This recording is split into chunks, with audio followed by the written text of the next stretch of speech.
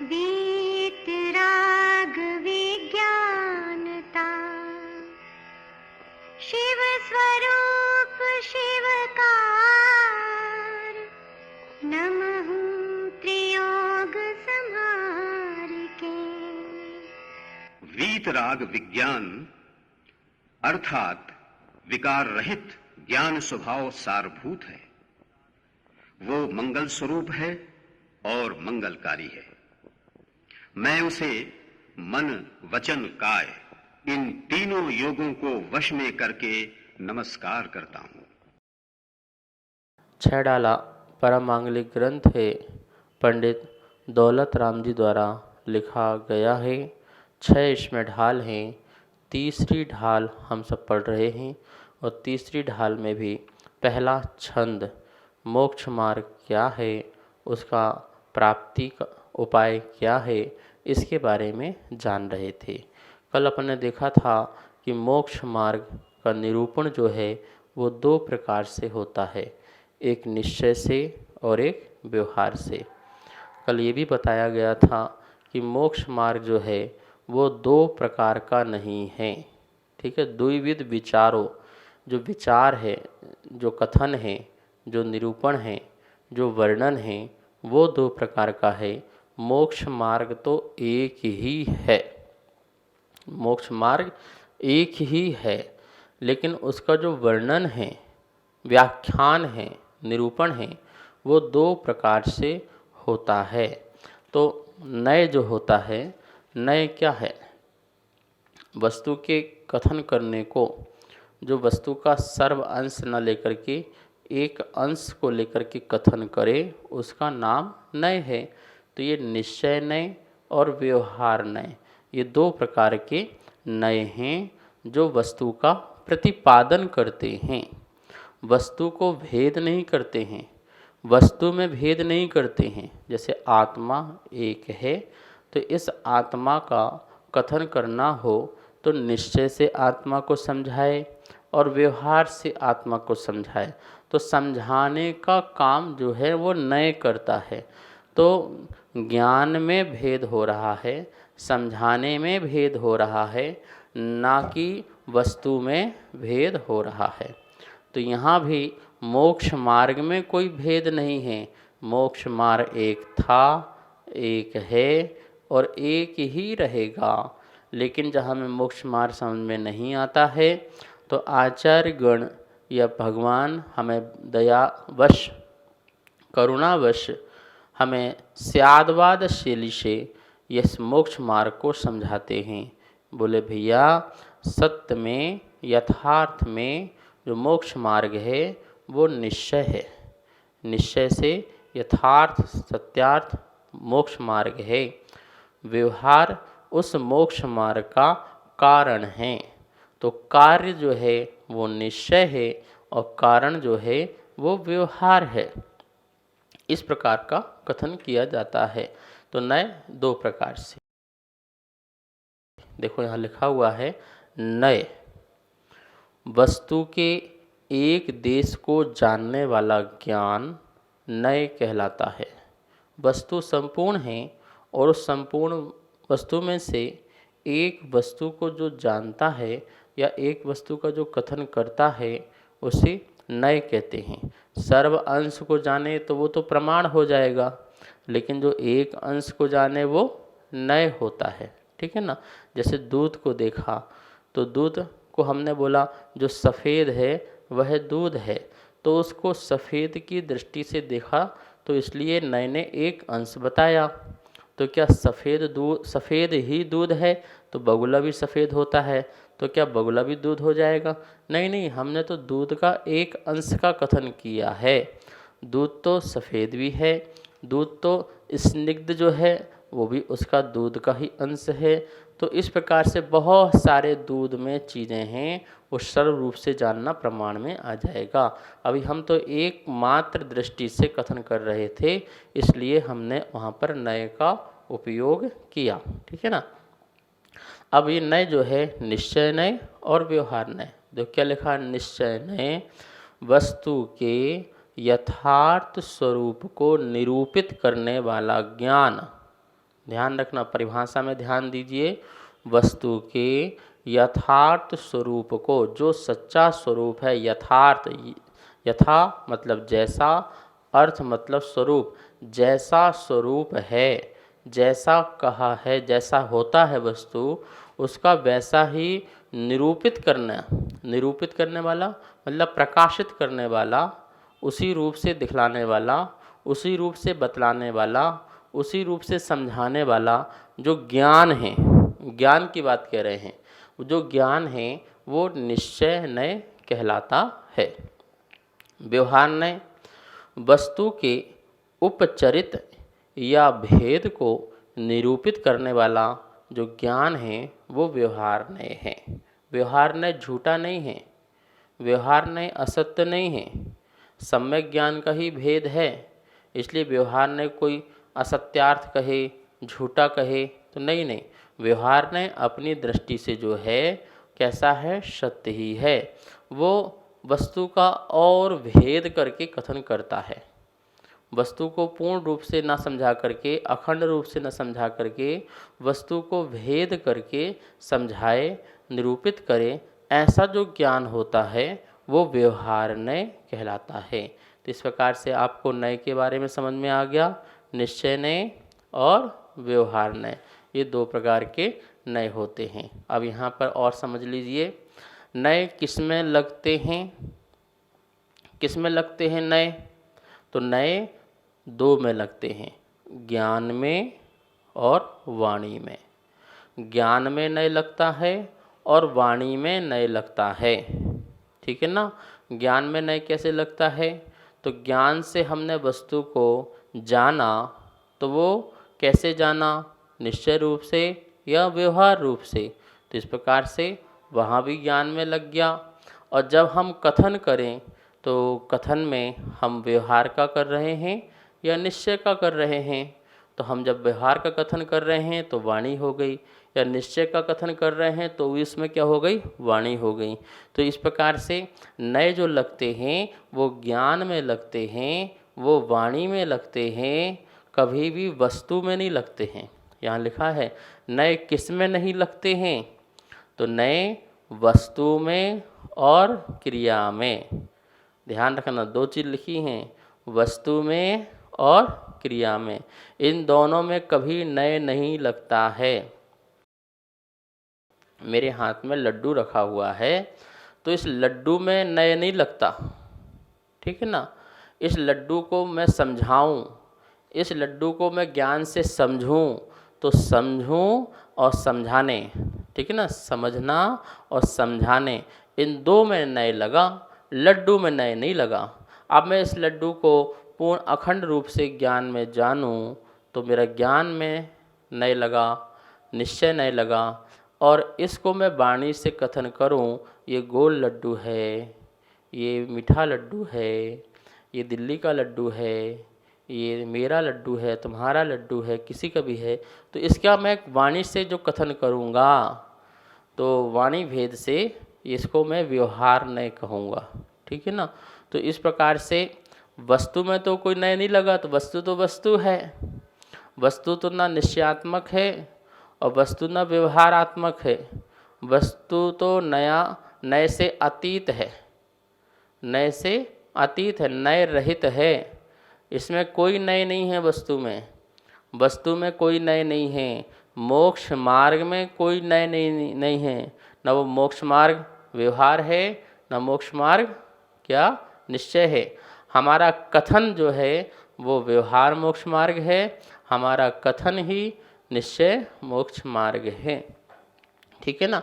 तो आपने देखा वस्तु में लगा क्या, आत्मा में, आत्मा मान लो वस्तु है और आत्मा कोई क्रिया करे, तो आत्मा और आत्मा की क्रिया में कोई नए नहीं लगता है। लेकिन उस आत्मा को और आत्मा की क्रिया को देख करके मैं जो है ज्ञान में और वाणी में नए का भेद करूँगा, जिससे जो है नए वहाँ पर प्रकट हो जाता है। मैं मौन रहूँ तो वाणी को विराम मिल गया।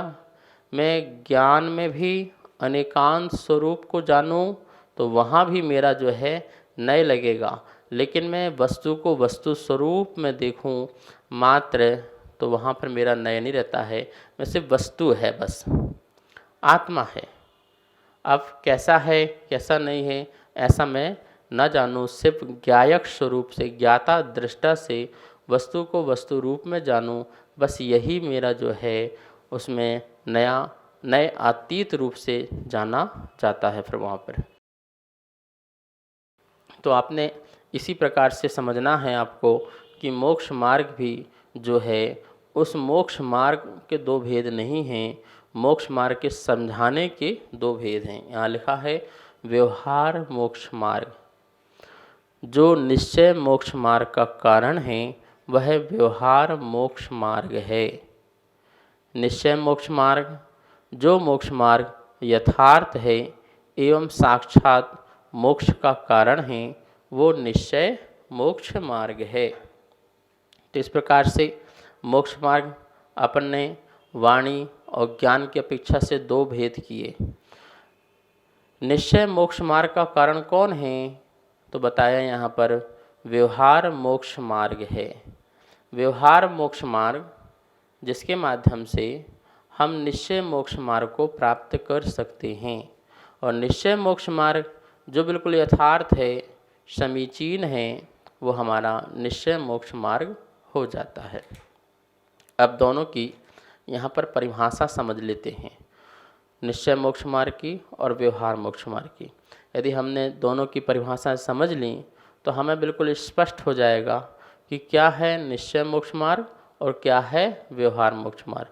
कैसा व्यवहार मोक्ष मार्ग जो है निश्चय मोक्ष मार्ग का कारण बन जाता है, हेतु बन जाता है, निमित्त बन जाता है, सहारा बन जाता है। इसके लिए अपन परिभाषा जानेंगे तभी हमको इसका जो है अच्छी तरह से ज्ञान हो पाएगा। तो सबसे पहले अपन निश्चय मोक्ष मार्ग की परिभाषा देखते हैं। देखिए क्या लिखा है, निश्चय सम्यक दर्शन ज्ञान चारित्र्य की एकता रूप, इसका नाम निश्चय मोक्ष मार्ग है। क्या है? निश्चय सम्यक दर्शन, सम्यक ज्ञान, सम्यक चारित्र्य की एकता रूप, तीनों की एकता रूप। कल बताया था मैंने शिकंजी वाला उदाहरण। शिकंजी में तीनों की एकता का नाम नींबू, पानी और चीनी, इन तीनों की एकता का नाम शिकंजी। ऐसे ही श्रद्धा, जानना और उसी में ही स्थिर होना, इसका नाम क्या है? एकता। किसकी एकता? रत्नत्रय की एकता। जैसा मैंने श्रद्धान किया उसी श्रद्धान रूप जानूं और उसी रूप में स्थिर हो जाऊं, लीन हो जाऊं, उसका नाम क्या है? निश्चय मोक्ष मार्ग। जैसे मैंने श्रद्धान किया ये डॉक्टर जो है मुझे ठीक कर सकता है, यही ठीक कर सकता है, ऐसा मैंने श्रद्धान किया और इसी रूप ही मैंने डॉक्टर को जान लिया और अब मैं उसी डॉक्टर को लेकर के लीन हो जाऊं, तो ये क्या हो जाएगा? उस डॉक्टर की जो प्रति जो श्रद्धा थी उस श्रद्धा में ही मैं स्थिर हो जाऊं, तो वो जो है मेरा चारित्र हो जाएगा। तो इस प्रकार से निश्चय सम्यक दर्शन ज्ञान चारित्र की एकता रूप जो है निश्चय मोक्ष मार्ग है। अब आप बताइए ऐसा जो निश्चय सम्यक दर्शन ज्ञान चारित्र की एकता कहाँ होती है और किसको होती है? अब आप दोनों को लगा लेंगे तो आपको बिल्कुल विषय वस्तु स्पष्ट हो जाएगी कि तीनों की जो एकता है कहाँ होती है, तो सप्तम गुण स्थान से होती है। ठीक है ना? तीनों की एकता कहाँ पर होगी? स्थिरता कहाँ पर आएगी? निश्चय चारित्र में भी स्थिरता कहाँ पर आएगी? जहाँ पर स्वंजन कषाय का मंद उदय होगा। और स्वंजन कषाय का मंद उदय जहाँ पर अनंतवंती अप्रत्याख्यान प्रत्याख्यान इन कषायों का अभाव हो या क्षयोपशम हो, मतलब उनका जो है उदय में ना आए और सुंजलन मंद कषाय उदय में आ रही है, उस समय आत्मा की जो विशुद्ध परिणति है उस समय ही निश्चय सम्यक दर्शन ज्ञान चारित्र की प्रकटता होगी। तो मुनिराज जो हैं सप्तम गुण स्थानवर्ती हैं, शुद्ध उपयोगी हैं, वहाँ पर ही इन तीनों की एकता जो है प्रकट होगी। तो मुनिराज को हुआ और सप्तम गुण स्थान में ही इनकी एकता हुई। इसके नीचे नीचे जो है व्यवहार सम्यक दर्शन, व्यवहार सम्यक ज्ञान और व्यवहार चारित्र, इस प्रकार की बात लगाना। अब देखिए यहाँ लिखा है व्यवहार मोक्ष मार्ग, जो निश्चय मोक्ष मार्ग का कारण है। तो व्यवहार मोक्ष मार्ग क्या है? सर्वकथित सप्त तत्व, सर्वज्ञ कथित, सर्व नहीं सर्वज्ञ कथित। सर्वज्ञ में कौन होते हैं? जो संपूर्ण वस्तु को एक समय में ही जान लेते हैं, उसकी पर्यायों को भी एक समय में जान लेते हैं, वो सर्वज्ञ कहलाते हैं। उनके द्वारा कहा गया जो सप्त तत्व है, मतलब 7 प्रकार के तत्व हैं। और सच्चे देव गुरु शास्त्र की श्रद्धा, तो 7 तत्व और सच्चे देव शास्त्र गुरु की श्रद्धा, पहली बात। दूसरी, जिनवाणी का ज्ञान, जो जिनवाणी है, भगवान की जो वाणी है, शास्त्र आदि हैं, द्वासांग है, उसका ज्ञान। तथा मंद कसाय रूप शुभ भाव, जो मंद कसाय रूप जो शुभ भाव हैं, जो शुभ क्रियाएं हैं, जो अनुव्रत महाव्रत पालन करने के जो भाव हैं और जो किया जाता है, वो सब जो है ये इसमें घटित हो जाता है। तो आप देखिए 7 तत्व में श्रद्धा कीजिए, सच्चे देव शास्त्र की आराधना कीजिए, उन पर श्रद्धा रखिए, जिनवाणी का ज्ञान स्वाध्याय आदि करते रहिए और अपने कषायों को मंद रखें, जिससे आप हिंसा, झूठ, चोरी, कुशील, परिग्रह आदि से बचें। जब बहुत तीव्र कषाय होती है तभी हिंसा, झूठ, चोरी, कुशील, परिग्रह होता है, और इसमें कषाय मंद होती है तो हम झूठ नहीं बोलते हैं, चोरी नहीं करते हैं, कुशील नहीं करते हैं, परिग्रह के प्रति आसक्ति नहीं रखते हैं, इनका अभाव करते हैं शुभ भावों में। तो इस प्रकार से हमारा वह चारित्र प्रकट वहाँ पर होता है। तो ये सब क्या है? व्यवहार मोक्ष मार्ग हैं, ठीक है ना। और ऐसा व्यवहार मोक्ष मार्ग ही हमारे लिए निश्चय मोक्ष मार्ग का कारण बनता है। जब ये व्यवहार ही ना हो, जैसे जीना ही ना हो, तो ऊपर की मंजिल चढ़ा जा सकता है क्या? नहीं चढ़ा जा सकता है। जीना होना बहुत ज़रूरी है। जीने के माध्यम से ही हम जो हैं ऊपर के मंजिल में चढ़ते हैं। तो जीना क्या हो गया? हमारा व्यवहार मोक्ष मार्ग हो गया। और मंजिल में पहुंचना क्या हो गया? मंजिल में पहुंचकर उसका आनंद लेना, तो क्या हुआ? वो निश्चय मोक्ष मार्ग हुआ।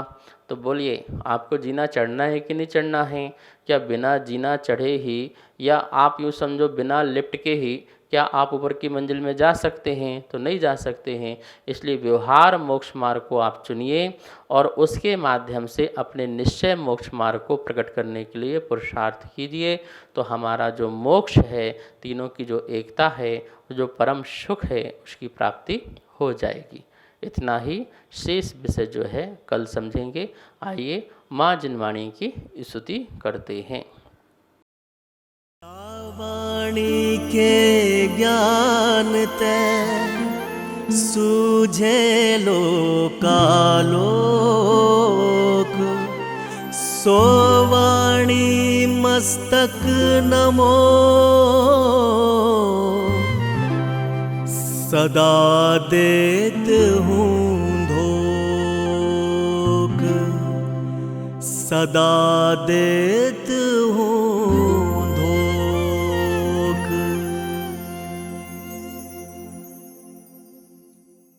इस कार्यक्रम के पुण्यार्जक थे श्री खंडेलवाल दिगंबर जैन मंदिर, राजा बाजार, कनॉट प्लेस, नई दिल्ली, एवं श्री खंडेलवाल दिगंबर जैन मंदिर, वैदवाड़ा, दिल्ली थे श्रेष्ठी श्रीमान पन्नालाल जी, श्रीमती सरोज, राहुल, बिट्टू, रुचि सरावगी, बेंगलोर, अशोक मधु पहाड़िया, गुवाहाटी, आसाम।